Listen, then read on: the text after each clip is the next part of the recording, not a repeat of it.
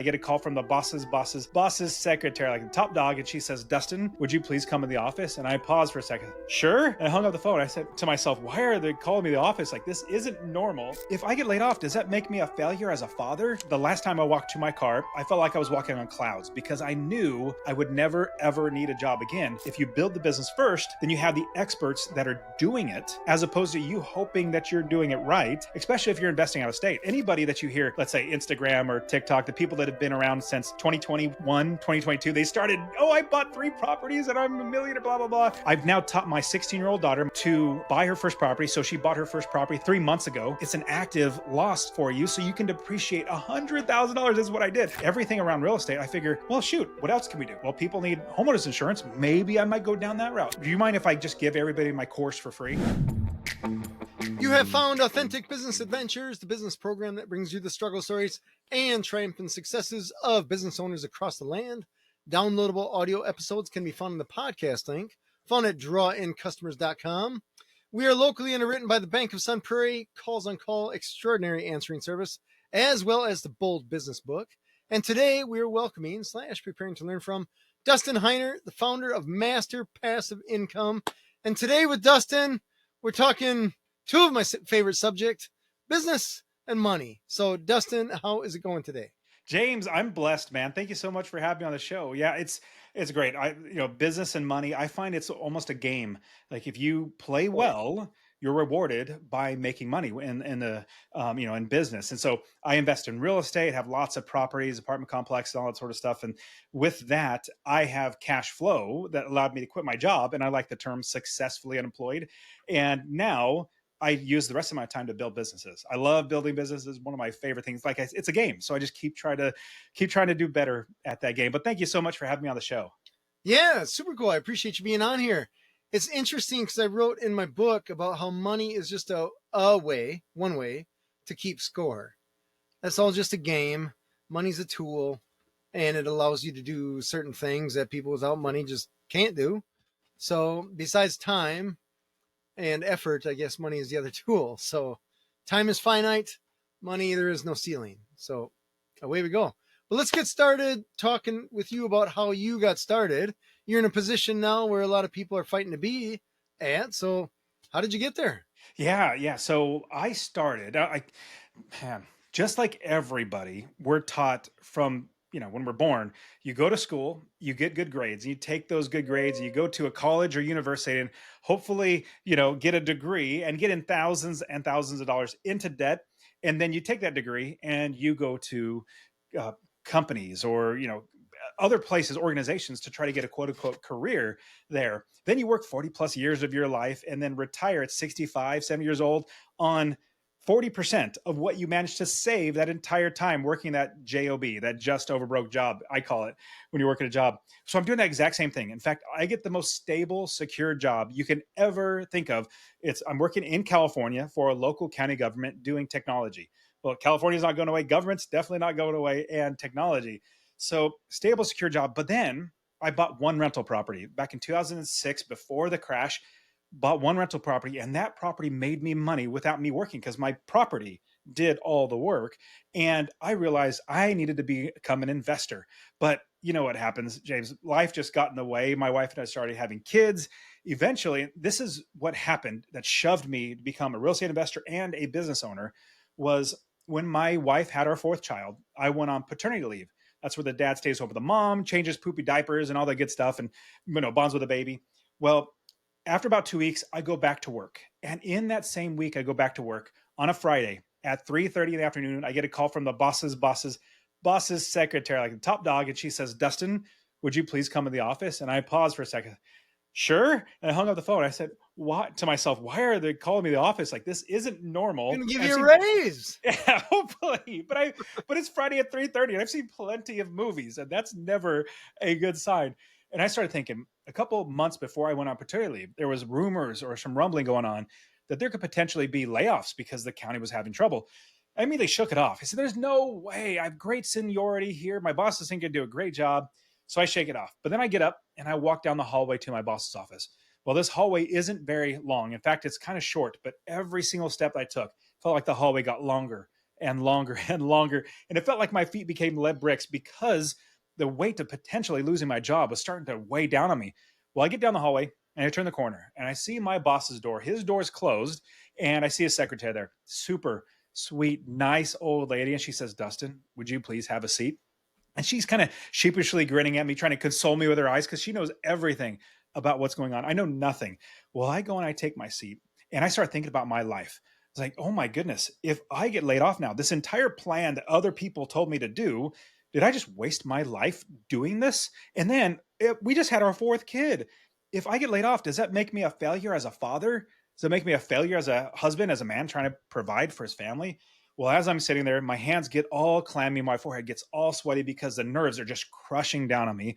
Well, then the door in my boss's office opens up, and out walks a coworker of mine with a piece of paper in her hands.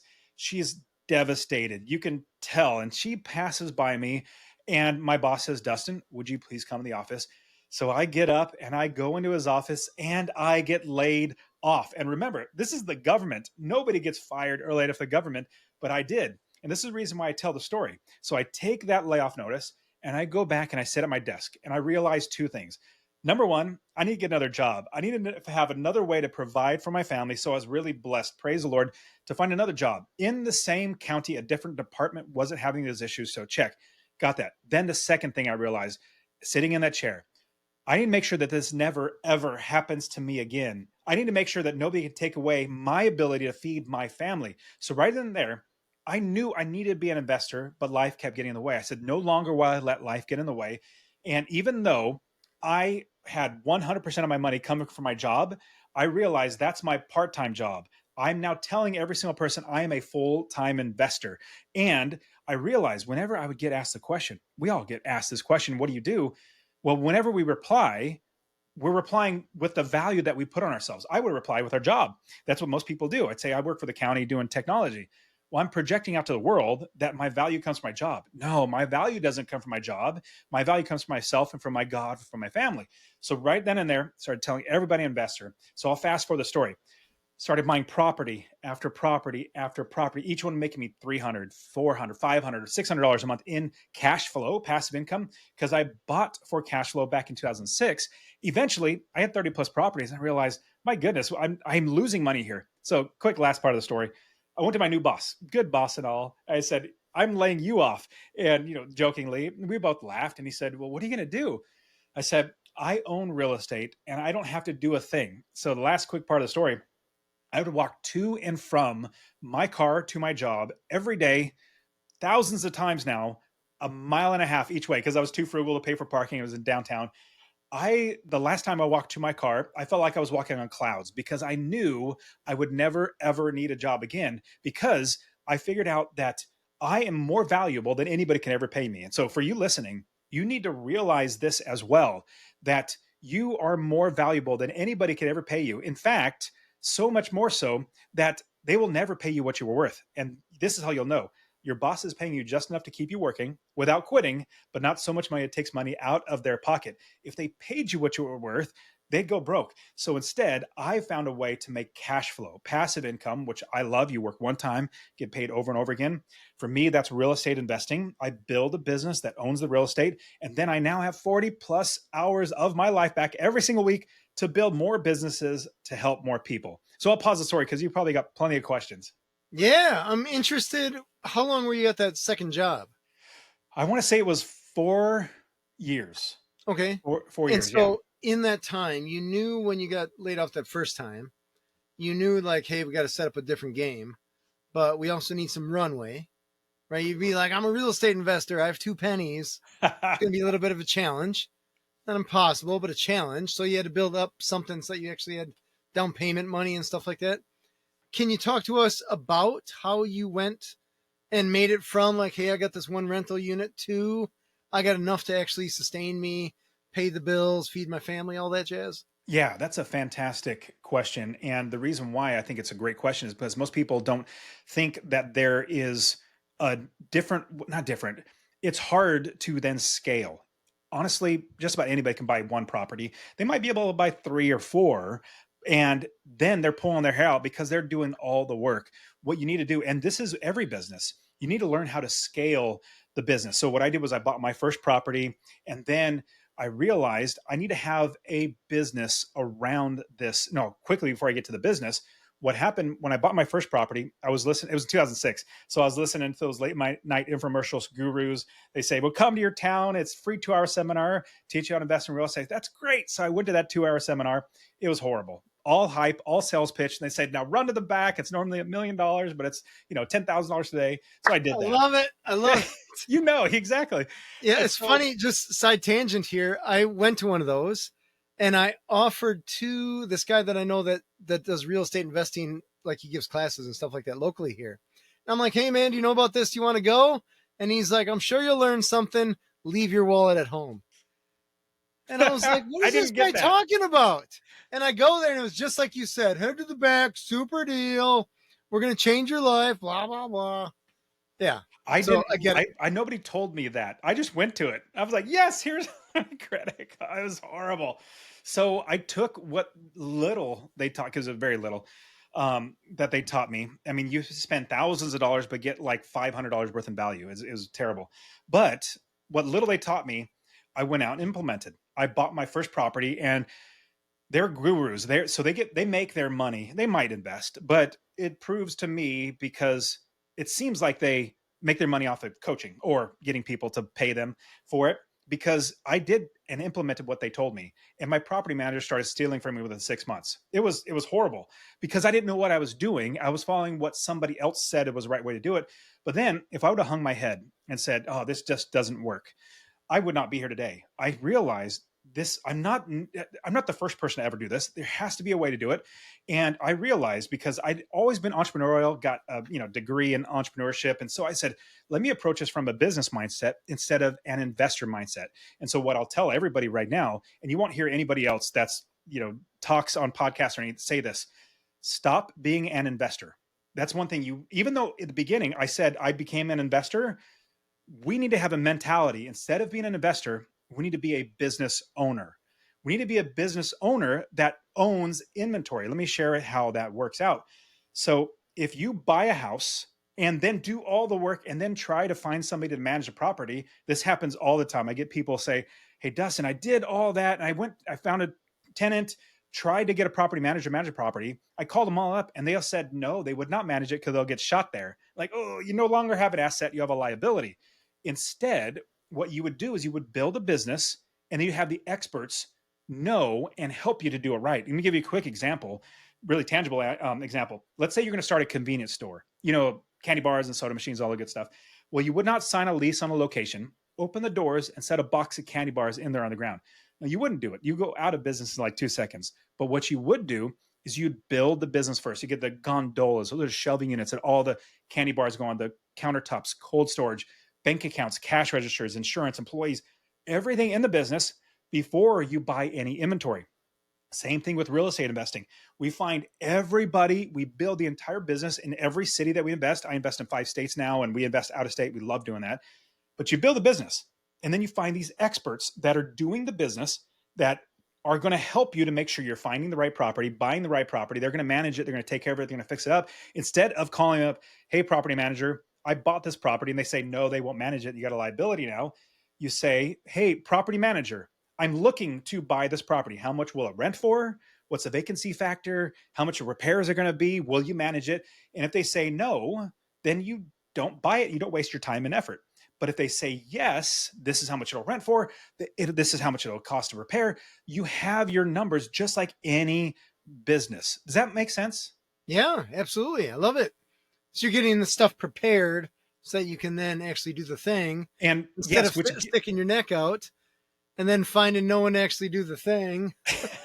exactly. And that gets to your question was, how did you get to the next step where you had multiple properties? And that is how you scale, because anybody could just buy one property and manage it themselves. Honestly, there's a lot more software out there now where you can manage a property yourself, but there's only so many hours in the day. You can't replicate yourself. What you need to do is build a business. And if you build the business first, then you have the experts that are doing it, as opposed to you hoping that you're doing it right, especially if you're investing out of state. Like I said, I invest in 5 states now: Texas, Ohio, Arizona, Tennessee, and Indiana. And my students, I coach thousands of students now. We invest all over the country. And what we do is every time we go to a new city, we build a new business, getting the right people, the right experts that are going to do all the work for you. But here's one other quick key, because your audience is business owners, entrepreneurs, people that are, they're not a 9 to 5 person. They're not just, drudging through that, which is horrible. So my kind of people. And here's the thing. A lot of people who call themselves investors, they don't invest the right way. And this is exactly how I'll explain it. When they invest the wrong way, like in 2008, when there was a crash, then lots of people, sadly, who were investing for appreciation. They wanted the value to go up. Oh, I don't need to worry about cash flow because the value go up and I'll sell it in 2 years. Well, there were so many real estate investors that went bankrupt. I didn't. I made more money every single month because sadly, people lost their homes in foreclosures. I bought them up, but they lost their home in foreclosure, but they need some place to live. So they're going to become renters. So supply and demand, you had much more demand, and so rents went up. And so what I do, because I invest for income, this is the thing. So be a business owner, but the other thing that you must do, just like any business, is become an income builder. You want to build income where every single month you're making money. And a quick example, let's say you're building a business where you're selling candy bars. You could buy a candy bar for 50 cents and you knew all day, every day, you could sell it for $1. You'd be thinking, man, I'm going to buy as many candy bars as I can because All I'll day make long. 50 all day long. But here's the thing. You would not buy a candy bar for $1 and hope that you could sell it for $2.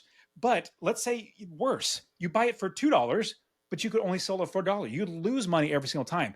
We want to be business owners and income builders. And so when you invest for real estate, if you invest for income, which means monthly, every single month cash comes into your pocket that you could feed your family with, then you will always get wealth. You will always get income into wealth and appreciation because just over time, the values go up. So when you build a business, get the experts, invest for income, being an income builder, then you're able to scale because you have the people in place and you have the cash flow coming in to then buy more properties. I love it. I love it. So when you first started out with that first property, so you go to the real estate class and you're like, hey, you guys are crazy, but I want to get my first property. Let me ask, were you married at the time? I was just got married like 3 months prior. All right. And you're like, hey, funny story, baby. Uh, I went to this class thing. They tried to sell me a bunch of junk. I didn't buy that, No, I but did. I did buy it. you did buy it. Okay. Yeah. So that didn't go over very well. Oh, that's funny. So did you get together with her and say, hey, here's our down payment to get the Yeah, great property? question. So she had saved, she was taught to save, very risk averse person. Her dad was a teacher, her mom was a stay at home mom. So they're very risk averse. And I wasn't taught to save. I was taught not to go into debt, but I was not taught to save. So I didn't have any savings. And my wife did. She had like $15,000. This is back in 2006. And so I bought our first property. I had to convince her to let me take the money that she saved. Right. I guess that's what I'm asking. How did Yes. that conversation go? Where you're like, hey, you saved a lot of money. I did not. Trust me, I'm good with cash. Let's make this happen. It was more so where I had to help her to understand how, not the why. She understood the why, I want financial independence, but it was the how. How are we going to make sure we're not going to lose money? Number one. How are we going to make sure we're going to keep making money? Number two. And how do we make sure, number three, that we can then make sure somebody else is doing all the work so that I don't have to do it? And so I had to figure all this out so I can explain it to her. Then we bought the first property. But remember, like I said, my property manager started stealing from me in 6 months because I didn't do the right way. But eventually I had to figure out the right way. And that was what got the catalyst to help me realize I need to build the business first. Because anybody that you hear, let's say Instagram or TikTok, the people that have been around since 2021, 2022, they started, oh, I bought 3 properties and I'm a millionaire, blah, blah, blah. They've only done it in a booming economy. Try it in a down economy. And what I will say, if you invest by building a business, becoming an income builder where you're making money every single month, if the market goes up, down, or sideways, you're always making money. I love it. I love it. Tell me the story about the property manager that was stealing from you. One, how did they steal from you? And then two, more importantly, how did you catch them? I'll start with the catch them. How did I catch them? Was things weren't lining up.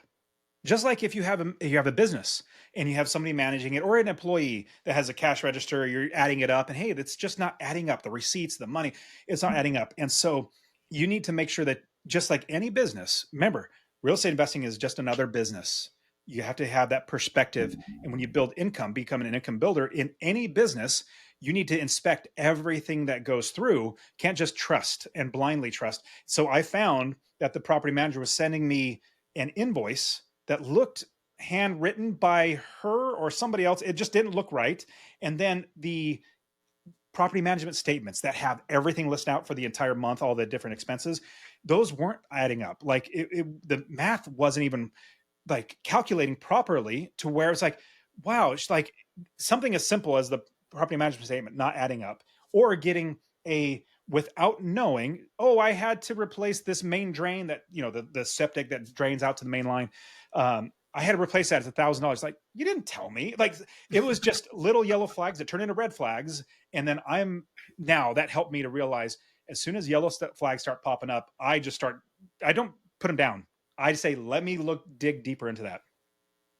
So how did that conversation go when you confronted her and said, hey, funny story, something just ain't making sense here? So every time she would have an excuse, have a reason.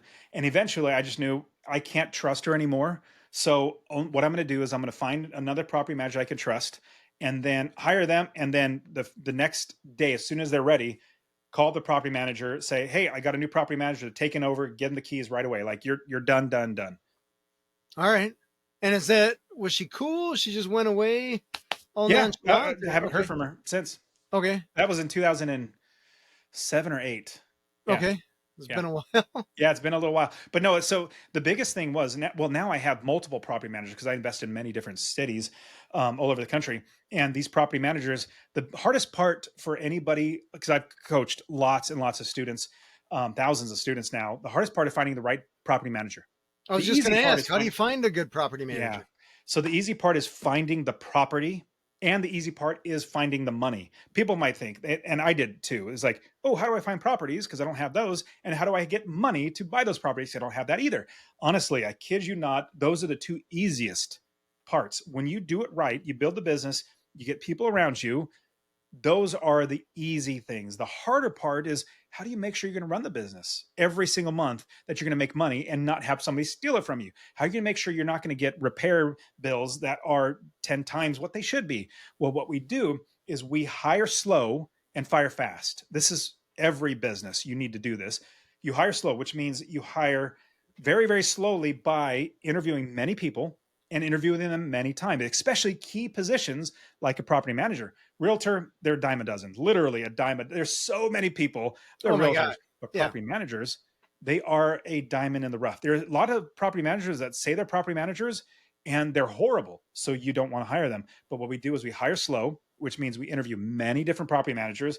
And I give all my students 20 plus questions and answers of how they should answer, that when they're talking to a property manager, they can vet them and interview them multiple times. And so when you do that, you're able, just like interviewing for that convenience store, the manager, the person that's actually sounding the best, that you gravitate to, that you don't hate talking to on the phone, that answers your calls, that seems trustworthy. I think everybody has a decent sense of character, meaning you talk to someone on the phone, and if you listen to them for 5 minutes, you're like, oh, there's something off. Then I trust that. I just say that everybody, like, be intuitive to that. But in the end, you create a list of all, let's say you do 6 property managers, and you rank them in order. I like number 1, then number 2, number 3, and number 4. And then you start with number 1. And if they work out, great. If they don't, you have backup number 2, and so on. Gotcha. When you go into these different states and different areas, are you buying properties that have 4 units, 8 units, 12 units? Or are you getting the single family houses and stuff like I that? like the term residential. So 4 units and below. Okay. That is, honestly, it's the easiest property to buy, 4 units and below, and it's the easiest financing. In fact, you can get conventional financing just like you got your own primary residence that you live in, 30-year fixed. Now, I have 750 apartment units, 2 big complexes, 350 units, 325 units. And so with these properties, that's a different uh, loan. It's a commercial loan, 5 years. Anyways, let me get back to residential is by far the easiest and simplest way to get started. But here's what you do. Everybody hopefully has heard of or played the game Monopoly growing up. You start by buying land, and you don't necessarily have to do buy land now because you just have houses on them, but you get house. You buy the property and you get house after house. Eventually you go up to multifamily. That's the same thing with real estate investing. And that's the key in scaling, is making sure that we're buying the properties that cash flow that make us money. Because remember, if somebody lands on your property, you make money. And that's how you win the game, is by getting more properties and making more money. And what we do is we then scale to where we have multiple properties. I have 30 plus properties now, multifamily, 750 units. I have hotels that I invest in as well. And so it's a game that we're trying to play, just like Monopoly. Buy one house, save up, or when I say save up, you don't have to save your own money. It's access to capital. Because the next question everybody always asks is, how do I get money to pay for these properties? Well, I kid you not, there are at least 17 or 18 different ways that I've personally used to get money to buy properties. Give you a quick example. One of my students, his name's Benjamin. He's a pastor up in Sacramento. He knew that he knows he can't work as a pastor forever. And so he said, I want to invest in real estate. He didn't have any money. We know pastors don't have any money. But as I was coaching him, I was like, okay, you have a house, you have about 125, $150,000 in equity. Let's use that. So he got a home equity line of credit on that property, took out as that cash loan, bought a house in Atlanta, Georgia, free and clear. Now that property is free and clear, got it fixed up, got it rented, refinanced it, pulled that cash back out, paid off his home equity line of credit. Now he has this property that has a mortgage on it that he has none of his own money into that property, and it's making him money. And now he has his home equity line of credit to do it all over again and do it over and over again. This is just one of 16 different ways to get access to capital, is the word. Like, you want capital so that when a deal comes, you can buy it, and then we refinance and pull the cash back out to pay that off. Does it all make sense? It does, yeah. Can you share with me a few, or so I should say, can you share a few other examples Yes, of I ways you sure get can. cash for that? Yeah. Well, let me go over a list of a few so that you can kind of get your mind going. Because honestly, when I've coached, like I said, thousands of students now, and usually it's lack of options or knowing what options are out there is the hardest part. And so when they come for coaching, the group coaching, the courses, when they come to see this, they get exposed to all the different options out there. It's kind of like a tool in your tool belt. A carpenter has a tool belt, plumber has a tool belt. Every single tool is for a different case. Every property might need a different type of financing or a different type of loan or whatever it might be. But obviously all cash, but it doesn't have to be your cash. If you're going to buy a property, could be private money. Let's say you have friends or neighbors or family members. You just let everybody know that you're an investor, just like I did when I lost my job. I started telling everybody I'm an investor. And so people wanted to lend me money eventually after I proved that I was actually really good at it. So that's one. Hard money is another. It's like a loan, but it's from a bank, but it's 1 to 2 years at most. It's a very short-term loan to get you into the property and then refinance it and pay off the home equity line of credit. And then you have a 30-year fixed. A signature loan, you just walk into a bank and say, I want an unsecured line of credit. I've done that. Your home equity line of credit. You can even do a home refinance. I've done this at least 4 or 5 times when the interest rates kept going lower and lower and lower. I kept refinancing because my value kept going up and the equity kept going, I get bigger and bigger. So I would refinance the entire property, pull out 60, 70, 80, 100 grand, and then buy properties with that. Those are just a few. There's business lines of credit. Literally, if you have a business, you can go to a bank and say, I want a line of credit on this business. And they'll say, here you go. So, but here's one question that usually comes up. Well, Dustin, what about the interest rate? Business line of credits, it's going to be a higher interest rate. I'm like, I 100% agree, but get this. On any of my properties, I don't pay my mortgage. I don't pay my taxes. I don't pay my insurance. I don't pay for my property manager. I don't pay for repairs. Like, I don't have to get a job to pay for that. What I do is I make sure that cost is accounted for before I buy the property. Quick little example. Remember that candy bar analogy. Let's say you can buy it for 50 cents, and you could then sell it for $1. If you could sell it for $1, you make 50 cents. But if, let's say you don't even have 50 cents, it costs you 25 cents to borrow 50. Well, you're out of pocket 75 cents. You sell it for $1, you still make 25 cents every single month. This is what we do in real estate investing. We make sure we account for every single line item expense, and we make sure our profit or cash flow is an expense line item as well. So if I want to make, like, okay, I'm buying this property, I know that I need to make $400 a month in passive income or cash flow every single month. I just make sure that I buy the property low enough that increases my cash flow. So I'm not guessing if I'm going to make money. I know I'm going to make money. Nice. Tell me, you answered a lot of things there, so I just want to, I guess it brings up a question. When you go into your friends and family, or they're coming to you saying, hey, we want to lend you some money, because presumably they want to turn their money over, make some money off it. What are you giving for interest to your friends and family? Yeah. So Is it every equity or single is it cash? I should say is probably a better question. it really depends. It really depends. And every single person that you talk to has different risk tolerances, different goals, different financial situations. Let's say you're borrowing it from your dad, who's borrowing it from his 401k and their or his insurance or whatever. He's borrowing it, and his minimum interest that he has to pay is 6%. Well, if you just pay 4%, he's going to be losing money. He's like, why would I do that? Meaning, every situation, every person that might be lending you money for your business, everything is going to be negotiable. So you figure out what terms are best that fit them, and the best way to do that. And this goes for any sales, anything in business. You ask as many questions as possible so you can figure out, how can I help this person? How can I help them get what they want? Because if I can get them what they want, then I can get what I want. Now, if I can't, then we move on, but it's okay. But in the end, they, if you want to, it's usually, I prefer not giving somebody equity in a house. Give an example. I buy a house and then I have a private money person, whoever it is, uncle, whatever, and they want to have equity in the property as opposed to a loan. I don't want to give equity because I want to own it, because eventually I'll refinance it and pay off that loan. So I have it free and clear instead of trying to buy somebody out, which you have to agree. So loan was really, really great. But this is just one of, like I said, 16 different financing strategies. Nice.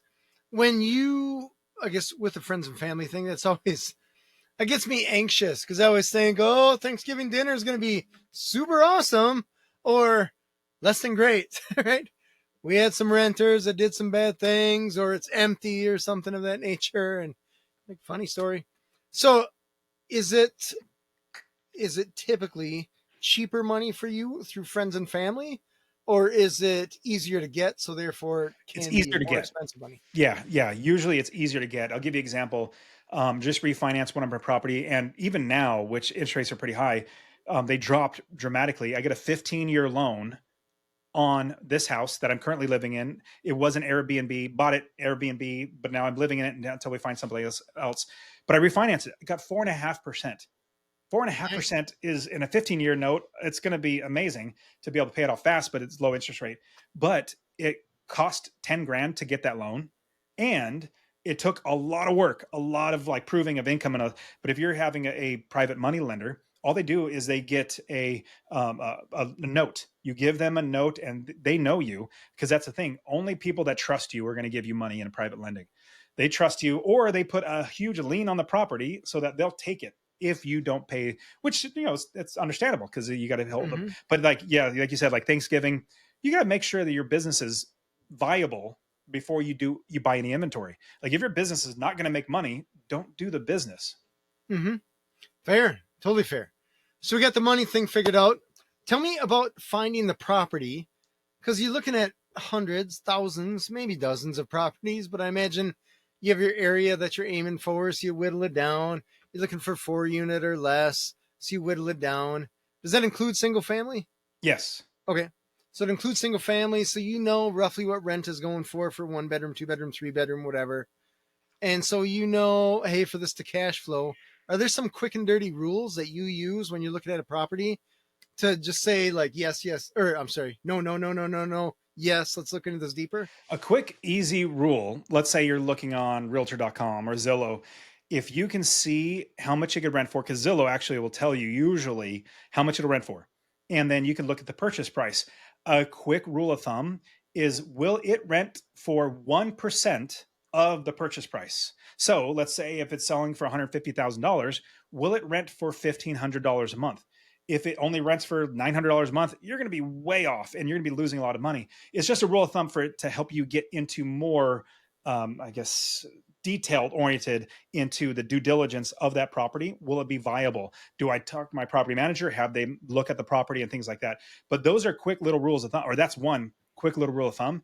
But at the same time, how I find properties is, yeah, analyzing them. That's one thing. In fact, I created a software called Income Builder that You just put in the address and how much it rents for, and it calculates a lot of your expenses for you, and then it pops out how much you should be making in cash flow. And I mean, it's a fantastic piece of software. And but with that, so analyzing properties is actually very simple. I made it simple as best I can for all my students. So they just put all that information in, it pops it out, and then finding the property is even, it's not more simple because the technology does it for you. But when you find properties, just like finding money, you have to have access to capital, have different options. I don't go find properties anymore. So many people know me as an investor, everything from property managers, other investors, title companies, even realtors. People send me deals all the time. In fact, one of my, I think it was like last week, I was talking to another investor, just met him, and he was like, man, I have this property I need to sell. It's like, oh, great. I was actually going to buy it, but I knew one of my students really wanted to get a property in the area. So I passed it on to him. And so as long as people know you and that you're buying real estate, that you're an investor, deals are going to come so often. In fact, when coaching students, usually without me, it'll take them a long time to eventually get their first property.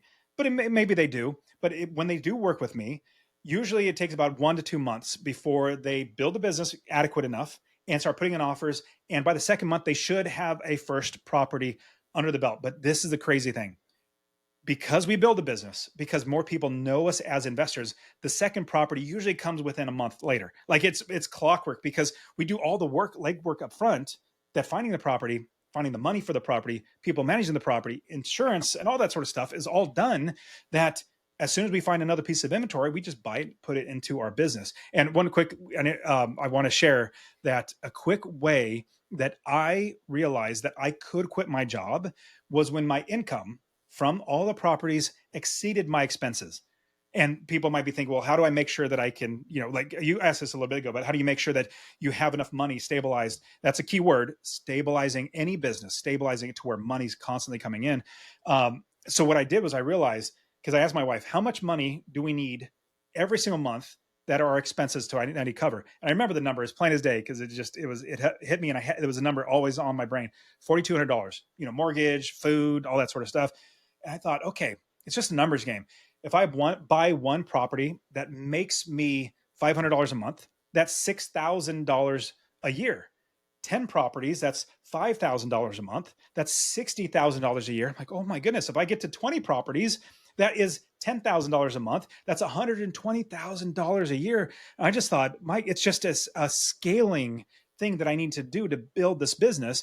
And as long as I account for all my expenses, I have experts doing the work for me, building the business first, then I can buy the inventory. That's how I scaled so fast. I think it was like 4 years, maybe five, getting into 5 years from getting that new job and then just constantly buying more and more and more properties. Nice. So while you had the second job after you got laid off, you were doing the transactions and the deals, essentially in the back end, moonlighting as an investor, essentially, knowing that you're going to leave that gig, the W-2 job, and move on straight on investor. Yes.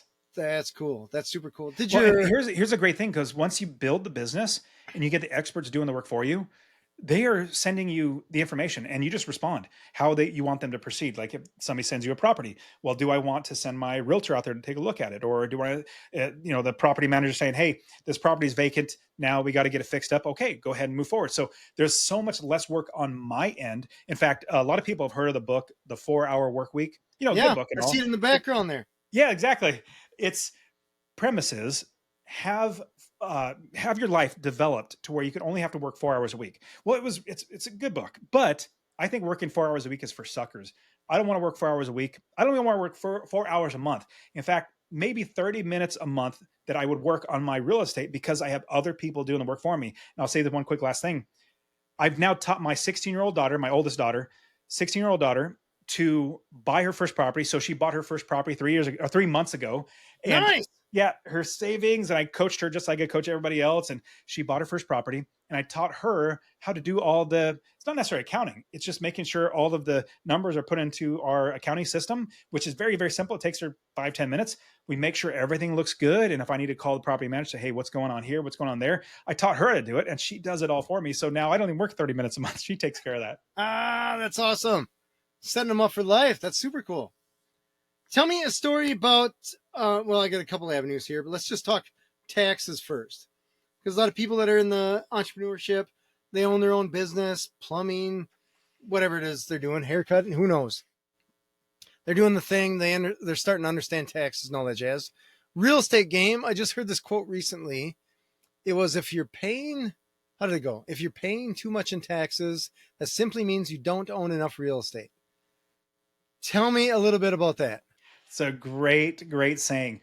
So here's the amazing thing, and it's even more amazing when you become a real estate professional, tax strategy or tax bracket or classification. Then every single penny that I make in any walk of life, from businesses that I own to everything, it all is a write off from my real estate. My real estate can write off all the depreciation. So absolutely. What I've found, depreciation is amazing. 1031 exchange is great. Don't get me wrong. Like, you don't want to, pay capital gains tax, but I never sell. I made a mistake a couple years into my real estate investing. I sold the property and I realized, oh, I wish I would never have sold that. In fact, you talk to any real estate investor, they will tell you, yes, I regret selling any of my properties of the past, because just over time it goes up, you make money. And so Yeah. How I does will that go? never sell. Buy, borrow, die, right? Yes, exactly.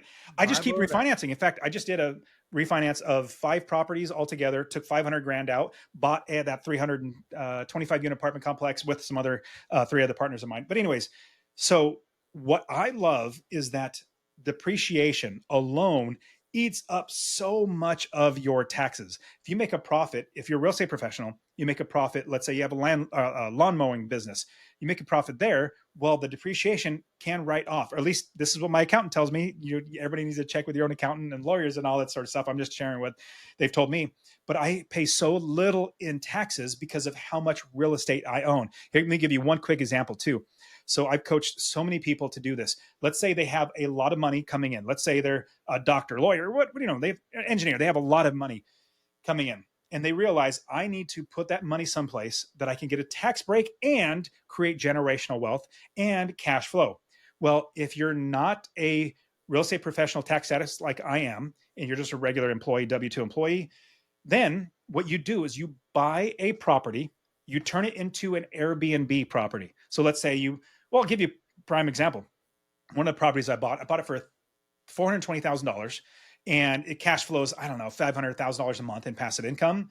And I did a cost segregation study on it. That's where I accelerate, which means make it faster. My depreciation from, it's usually almost 30 years, condense it down in 3 years. And so instead of depreciating it out over 30 or 27 and a half years, or however long it is, it's now over 3 years. So the first year I got $100,000 tax write-off in the first year. And this is something you don't have to be a real estate professional like I am, because the IRS sees the Airbnb as an active business. It's an active loss for you. So you can depreciate $100,000 is what I did. And so there's so many strategies that if you own real estate, it's going to take care of so much of your so much of your tax burden. Yeah, it's interesting that you mentioned the cost segregation thing. I own property and I learned about the cost segregation thing. So I go to my accountant way back when, and I'm like, hey man, cost segregation, is that something I should do? He's like, you could, but they're expensive. And I'm like, well, how expensive and what is the return? He was looking at it like you got to pay. I ended up paying, I think, $3,000 for the study, but it ended up saving. I think it was in that specific one. I think it was saving me in the neighborhood of $15,000 in taxes. Done. So I'm like, trading $3,000 for 15 grand. I'll make that trade all freaking day. Yes. And I'm like, are you sure you're an accountant? Because he was afraid. He was like, $3,000. That's a lot of money. But I'm like, whoa. This is investment. So we're getting a return on that. And that's a hell of a return. Oh my God. Well, I mean, it's 12 grand in your pocket, Yeah. 30 minus 15, it's 12,000. Why would I not do that? Now, here's also another great thing. So I've done it before too, a cost segregation study, and it's great, but I got that report. And so now I'm having AI build an app that anybody can do a cost segregation study, and it's going to populate it just like it would, like some big fancy firm did it. And I think I haven't even figured out how much I'm going to charge for it, but it's going to be so much cheaper than I think $3,000 is just ridiculous. They It's a just lot put of money numbers. for what it was. Yeah. No, I agree. And that's how much usually they are. And so it's just, if you put into a calculator that spits out the information and makes it itemized out so it looks right for the IRS, then it's so much. You save so much money than Uncle Sam taking it all. Right. Right. Yeah. It's interesting because I learned this. I guess you're watching YouTube and stuff like this, trying to save money on taxes. And I was learning all these things that I was never told. And I felt like I was paying my accountant enough money that I should have been told. And he's like, "You never asked." And I was like, I don't even know what to ask. The question is, how do I lower my tax bill? I don't need to be more specific than that when I'm paying a pro, You're right? 100%. Well, what they're going to say too is they're going to say there's, what is it? End of the year tax filing. That's one thing. But all year there's, shoot, I can't remember. It's off the tip of my brain. But tax planning, tax Yeah. preparation, like Strategy. preparation plan. Yes. How to make sure you're spending the money at the right places and all that sort of stuff. And you're going to have to pay extra for that. But honestly, it's worth its weight in gold because what you're Oh, going to get totally. is a lower, much, much lower tax burden. Yeah. Yeah, absolutely. I didn't even know that that was a thing. But apparently most of the rest of the world did, or certainly people that are deep into real estate investing, I'm certain that they have learned, because that seems like that's a good portion of the value right there. Oh my goodness. Yeah. I mean, so we make money every single month. We capture equity when we buy it. Like I don't pay top dollar. In fact, this is the 6 ways that you make money. If you buy just one property, you capture equity. So we're investors. So we don't pay top dollar. We actually try to get 10, 20, maybe even 30% discount on the value. So you're capturing that equity. Passive income every single month. You want to make money. Market appreciation just over time. Actually, it's proven every 15 years, real estate doubles in value every 15 years. That's just amazing. And then you also have forced appreciation. You put $5,000 into it. Hopefully it's worth now the $20,000 more. So you make that go up. You also have mortgage buy down, which means the tenant is paying your mortgage. That's why I say I don't pay my mortgage. My tenant does. Now the money comes into me and I out to the mortgage, but I don't have to get a job. So if I get a loan, all that interest, all that principal is paid for by the tenant. And then the last one is tax benefits, 1031 exchange, deferred depreciation. You also have, it's a business, so you can write off your cell phone, your travel. If you're going to try to travel to Hawaii, hopefully you look at some properties, you make it a business expense, and you can write off a portion of that. There's just so many amazing things about real estate that if you just get one property, you'll see the benefits and you're going to want to get more, because eventually what I love is I now have freedom in my life. I have 40 plus hours in my life. All the businesses that I own 3 other businesses. Um, if they don't make me any money, I'm not worried because I have real estate that comes in like clockwork. Nice. I love it. Let's talk. I got a couple more questions about real estate, and then let's delve into your other ventures, let's call them. You mentioned real estate investing in other states, and I'm guessing you're not traveling to the other states to check out the properties, that you have people, boots on the ground, that are showing you the stuff. Good question. So I never travel anymore. The first time in 2006, I traveled to Ohio. I was in California at the time, traveled to Ohio, found the property manager, found the realtor, but now I realize I never do anymore. In fact, on my podcast, the Master Passive Income podcast, it's really just a solo show, 90% solo show, me just teaching how to do this.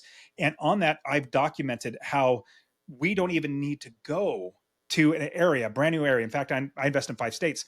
I've only seen one of the properties before I bought it, because when you hire experts, they're going to send you pictures. Now, pictures, and I'm going to say physically. I don't even go to the states that I invest in. Like I've never been to Indiana. I might eventually go there, but I've never been there.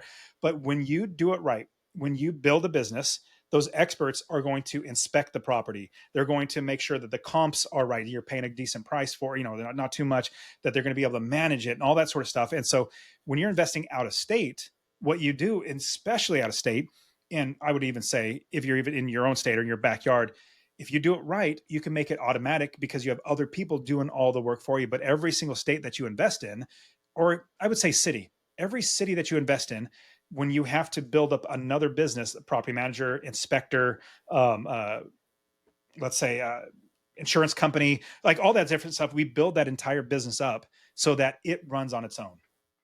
Nice. How do you decide what state or area you're going to invest in? I like 2 things: inventory and price. So inventory, remember, a house is a piece of inventory. And I like making sure there's a lot of inventory in a city that I would eventually be able to buy. So if I find a city that has two homes for sale, I'm like, oh, hey, this price is and a rent, it might work out. That might work out well. But when there's a city that has very low inventory, you're gonna have very few property managers to pick from. It's gonna be tough. And then once you have that built, how are you gonna buy the next property and the next property? Because there's not that many properties. So I look for inventory. Is there going to be good inventory in that city for me to continually buy more properties? Check. Then, number two, the price to rent ratio. Am I going to be able to rent it and make cash flow at the prices? Give you an example. There are lots of properties in San Francisco or Washington, D.C. or wherever, lots of properties for sale, but it'll be very hard to make cash flow on those. So I don't buy in those areas. I love the Midwest right now. Down into the Carolinas, into Florida, even has some really good areas.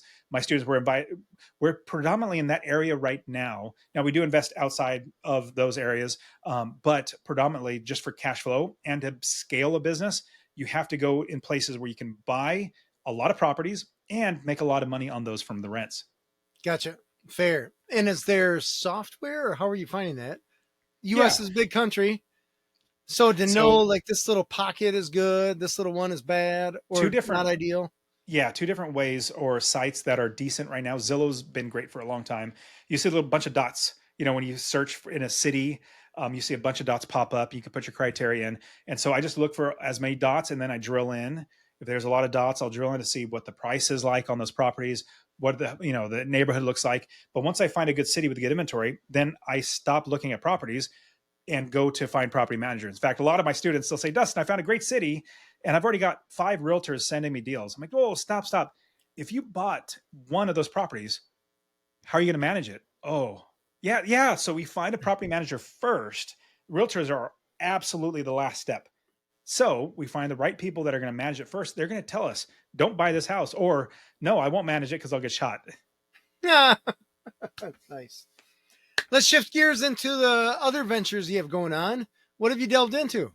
Yeah. So since I love the idea of reselling your sawdust. Basically, you have a lumber mill and you have byproduct, things that come out of it. Well, that might be useful for somebody.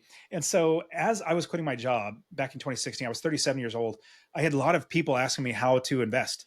And I started teaching them one-on-one just for fun because I enjoyed it and I had extra free time. So I realized I like doing this. I like helping people. And I don't need to worry about money. I get money coming in. So I wrote a couple books. One is How to Quit Your Job with Rental Properties. Very non creative title, straightforward to the point. And started giving that away. So here you go. You have good questions. These will answer the majority of the beginner questions. When you're done, come back to me and then I'll coach you the rest of the way. Then started the podcast back in 2016, Master Passive Income Podcast, where, like I said, just me giving out all this information on how to invest. So that has then turned into coaching because people, all the free content, I have a free course. You get my course completely for free and people have invested just from that. They've listened to my podcast and invested just from that.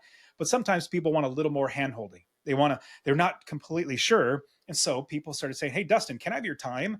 And I asked my wife, I said, hey, honey, should I just start coaching people for free? And she goes, no.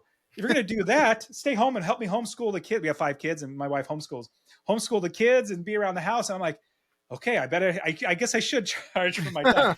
But fast forward now, we got courses. I have now lots of students that have now become coaches. So I've coached them. They now coach their students or students that come in. So that is one business, is the coaching arm. If anybody wants help, you get all of my free stuff. Yeah, I'll literally send you my book for free. My podcast, YouTube channel, all that stuff's for free. You can literally learn it. But if you want a little bit more, then we're there for you. So that's another one, is the Master Passive Income, the podcast, YouTube channel, all that sort of stuff. Nice. And is there anything, we're talking coffee shop or just some crazy, you start bottling your own wine or something crazy that you went into just for fun? You remember, it's reselling your sawdust. And so real estate is my main, I'm lumber mill. That's my main product, is real estate.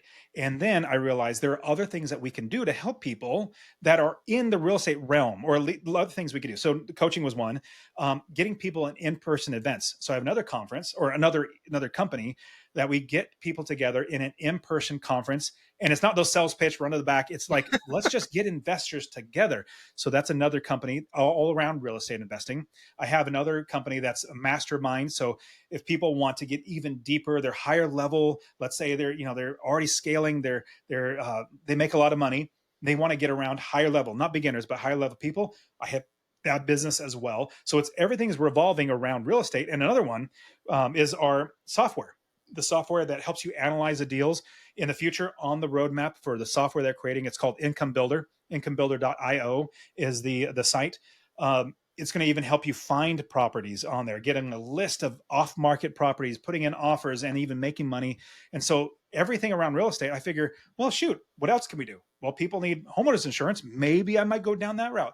When they need mortgages, maybe I might go down that route. And the great thing about, since I've been doing this for so long now, and so many students now, I've got, I want to say, dozens and dozens of people that are working with me in Master Passive Income. In fact, Master Passive Income Network, it's my podcast network. We've got 7 other shows under there because I have so many students that said, Dustin, I want to help you in what you're doing. My goal is to help 1 million people to invest in real estate. They said, we want to be a part of it, or I want to be a part of it. And so they become a Nice. student. Yeah. And they start coaching people. I said, you need your own show.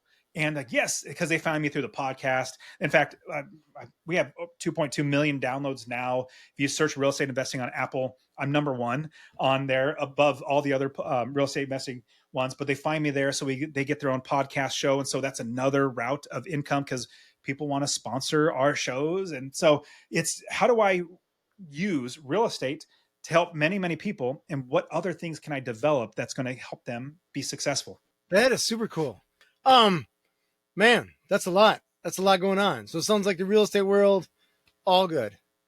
Oh yeah. Well, real All estate. good. And So then as far coaching as people. first step that you would recommend for someone that was interested in getting into investing in real estate, you just walk us through what you would recommend that to be? Well, very, very first, if you do it the wrong way, you're gonna get hurt. I mean, it's just, I mean, I got hurt. Everybody gets hurt if they don't do it the right way. So, do you mind if I just give everybody my course for free? No, by all means. Yeah, happy. Yeah, Awesome. yeah. Yeah, Thank you. I'll literally show you how to invest anywhere in the country, how to buy the right properties, build the business first, scale to become financially independent. If you text the word rental, RENTAL, rental to 33777, rental to 33777, or you can go to masterpassiveincome.com/free course. All one word, /free course. I'll give it to you completely for free. I have so many people thanking me just for that free course because it helped them to get over that. So that's number 1. Is you need to have the right plan that's going to help you to make sure that you're making money and skip over those hurdles. Because honestly, there's so many TikTok and Instagram gurus in the last 2 or 3 years that think they know what they're doing. No, they're doing fine, but they have not gone through cycles. It's only been a booming economy since then. And so you're going to find a lot of them saying, oh, yeah, I bought 3 properties at Airbnb. I'm making $5,000 a month on each one. But yes, that's until something bad happens, because there will eventually. I'm not saying it's going to happen today or a week or a year from now. Eventually, there's always going to be a correction in the market. And so what we do is we make sure we make money if the market goes up, down, or sideways. So number 1, get educated. Number 2, you want to make sure if you're going to start investing, you want to get around people that are doing it. Get around people. That's why I have my conference. It's called Income Building Live Conference. The reason why I have the conference is because I want people to meet other investors. I get so many deals, properties sent to me because I know so many people. I get people wanting to lend me money. I get mortgage brokers reaching out to me and say, hey, I have this great interest rate, this great that, because I know so many people. Or a better way to say that, more people know me. More people know me as a business owner, as an investor, so they want to work with me. So that's the next thing. Go to a local real estate investor meetup. In your city, look for investor meetup there. Meetup.com is a great way to find other events, things that you can hang out with people. And so go to events to be around people. That's number 1. So education, number 1. Number 2, get around people that are doing it. And number 3, if you are looking to get into investing, you want to make sure you have access to capital.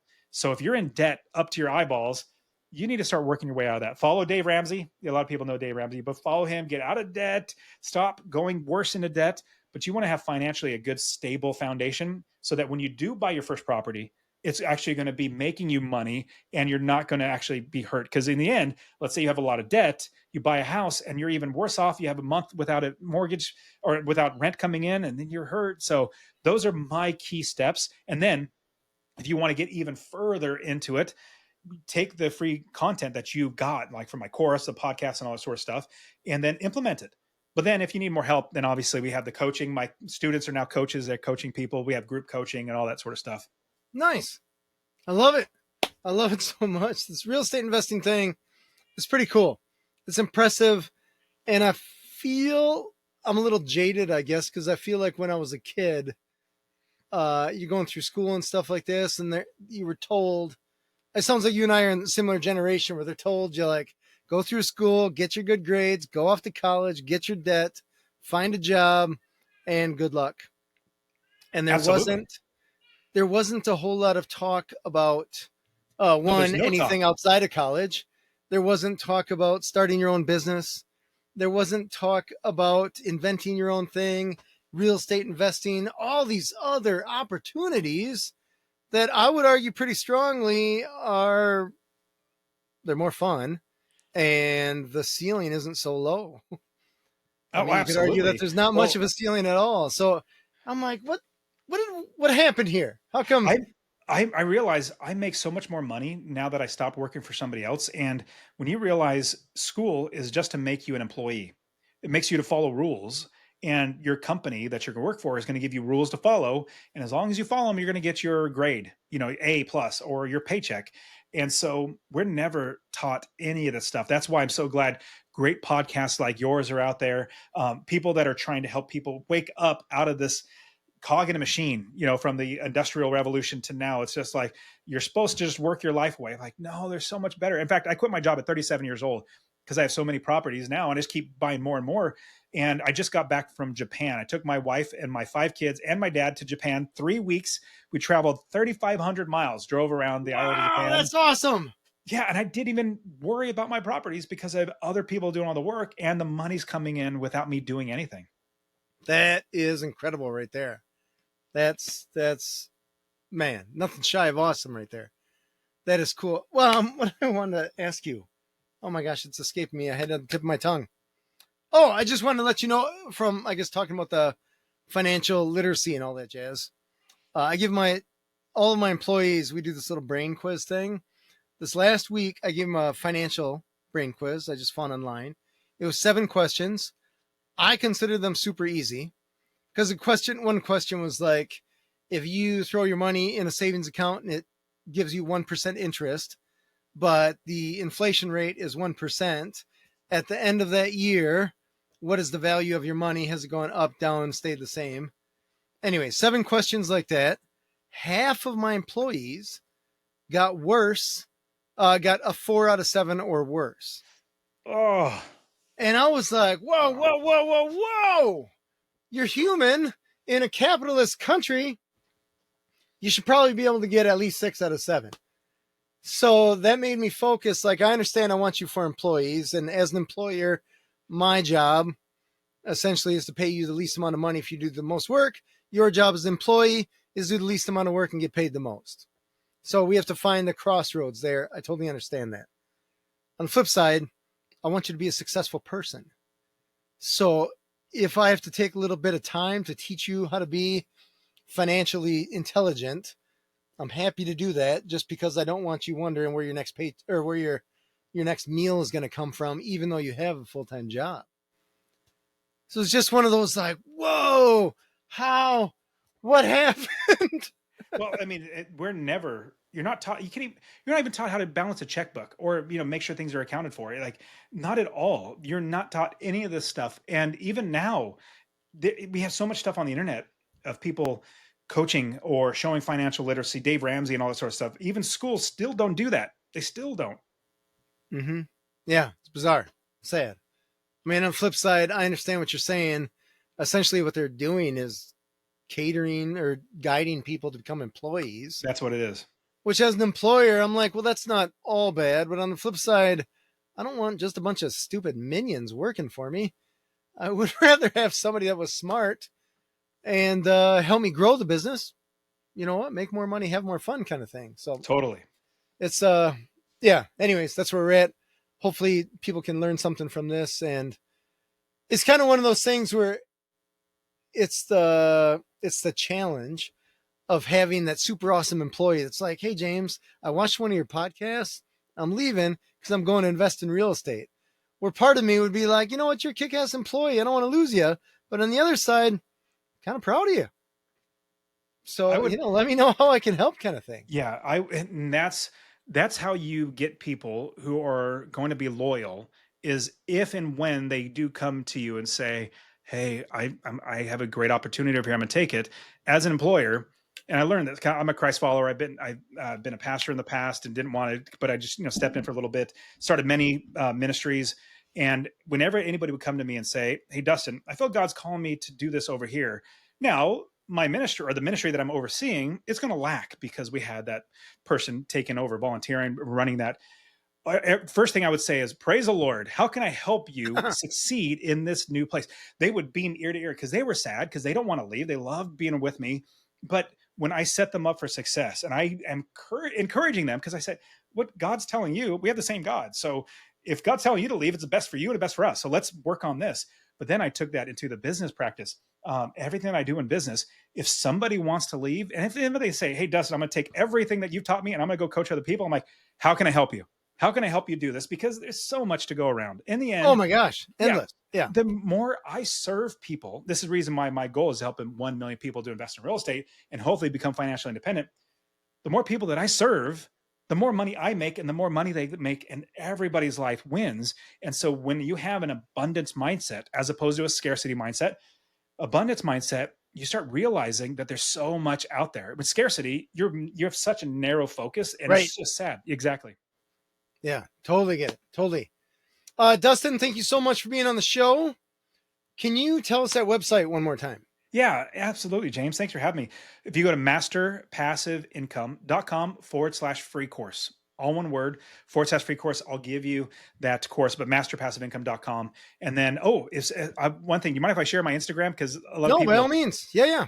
appreciate it. And so I love hearing when somebody listened to your show and they say, hey, Dustin, I listened to James's show and I heard you. So anyways, you can reach out to me on Instagram, the Dustin Heiner, THE Dustin Heiner. Send me a quick DM. Love to see if you're, growing in your business, if anything I can do to help you. But in the end, if we just all have an abundance mindset, honestly, I think everybody's lives get better and better. Oh, a true story. 1,000 times over. I love it. This has been Authentic Business Adventures, the business program that brings you the struggle stories and triumphant successes of business owners across the land. My name is James Kademan, and Authentic Business Adventures is brought to you by Calls on Call, offering call answering and receptionist services for service businesses across the country, on the web at callsoncall.com. And of course, the Bold Business Book, a book for the entrepreneur and all of us, available wherever fine books are sold. If you're listening or watching this on the web, if you could do us a huge favor, give it the big old thumbs up, subscribe, and of course, share it with your entrepreneurial friends and those friends that may be interested in getting a little bit of passive income so they can quit the daily grind and, man, go to Japan for 3 weeks. That doesn't sound terrible. I would say not, right? We'd like to thank your wonderful listeners as well as our guest, Dustin Heiner of Master Passive Income. Dustin, can you tell us that website one more time? Yeah, masterpassiveincome.com/free course. And you can also find me on my podcast, Master Passive Income. Like I said, just coaching people, giving all this free advice. So hopefully you're going to change your life. Nice. I love it. Past episodes can be found morning, noon, and night at the podcast link found at drawincustomers.com. Thank you for joining us. We will see you next week. I want you to stay awesome. If you do nothing else, enjoy your business.